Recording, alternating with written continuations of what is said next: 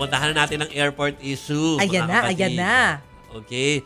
Dahil nasungkit nga po at naibigay sa San Miguel Corporation at SAP and Company ang bidding para po sa pribado ng operasyon ng Ninoy Aquino International Airport or NAIA. Yung apat yan na NAIA, hindi lang yung old NAIA.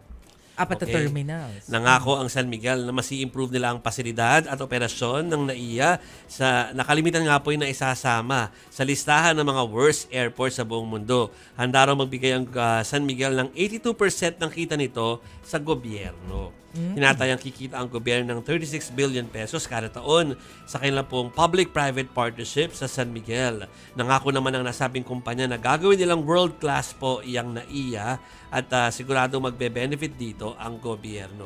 Magsisimula na po yung takeover ng San Miguel sa loob ng 3 hanggang 6 na buwan. Nangangamba naman ang ilan na kasabay ng pagpapaganda po ng airport ang mas mataas na passenger fees.